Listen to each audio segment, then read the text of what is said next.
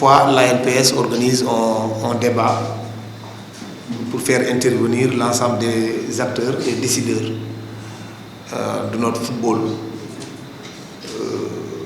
C'était Mamadou Koumé qui était l'initiateur de ces événements-là. Aujourd'hui, nous essayons aussi de continuer dans cette même dynamique, tout en demandant toujours conseil auprès de lui. Donc c'est un énorme plaisir, moi, que je ressens ce matin, d'être entouré de Cheikh Tidiane Fall, que je ne vais pas revenir sur sa présentation, tout comme notre haut doyen Babacar Khalifa Ndiaye. Je tiens à préciser d'ailleurs, compte tenu de son parcours, il va être honoré par l'AIPS Afrique via l'association des journalistes égyptiens pour avoir couvert plus de 10 Coupes d'Afrique des Nations. Donc c'est un grand monsieur qui est là. D'ailleurs, il vient de sortir un livre pour ceux qui veulent l'acquérir, devant la porte pour l'acheter, moyennant 7500 francs. Quant au docteur Koumé, je dois aussi de le dire, si nous en sommes aujourd'hui ici au niveau de l'ANPS avec cette image, cette crédibilité qui nous vaut à chaque fois qu'on appelle peut-être les gens qui viennent nous répondre, je crois qu'il a là une grosse part de responsabilité. Ça quand même, tous les journalistes qui sont là se souviennent parce que c'est nous-mêmes qui étions partis de sortir de sa retraite entre guillemets en 2008 pour qu'il continue à nous accompagner le temps qu'on puisse davantage mûrir. Donc je tiens aussi à remercier la présence de Demba Choy. C'est quand même 1965, il a pris part à cette compétition. Yadma Diop, personne n'ose le présenter. En 1968, il avait aussi pris part à cette canne à Asmara, qui est restée dans les annales. Je n'occulterai pas non plus un grand cadre de ce pays, Momar Ndiaye, qui a été vice-président de la Fédération sénégalaise de football. Donc, sans plus tarder, je remercie aussi la présence de l'éditeur du livre, du doyen Babacar Khalifa Ndiaye, qui est ici présent.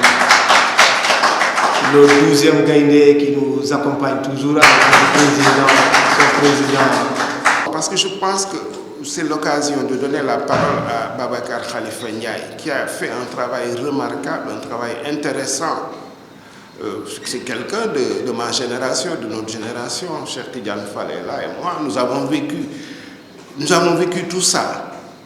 Sauf peut-être 1965 et 1968, 1965-1968, les doyens sont là, ils vont nous en parler.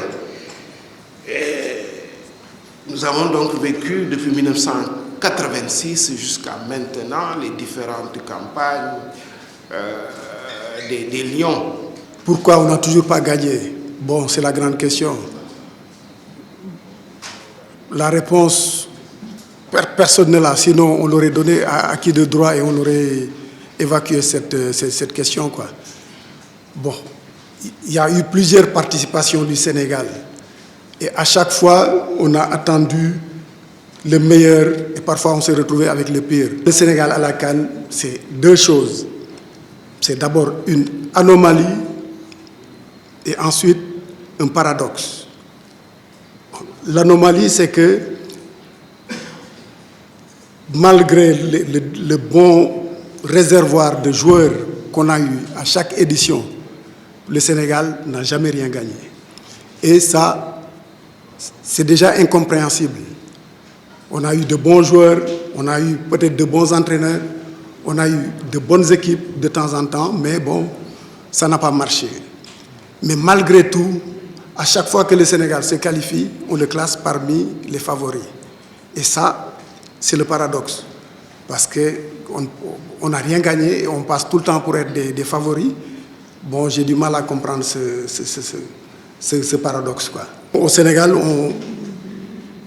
peut-être que chacun fait pareil chez lui, mais au Sénégal, on accorde beaucoup trop d'importance, ou bien on se projette trop souvent et en positif vers l'avenir. Le Sénégal n'a pas encore disputé la CAN et on parle déjà de gagner la compétition qui va arriver.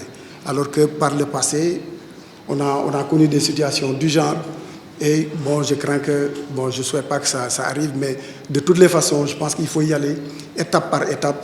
Et après, on verra ce que le sort ou ce que le terrain va décider pour le Sénégal. Si nous en sommes aujourd'hui ici au niveau de l'ANPS avec cette image, cette crédibilité qui nous vaut à chaque fois qu'on appelle peut-être les gens qui viennent nous répondre, je crois qu'il en a une grosse part de responsabilité.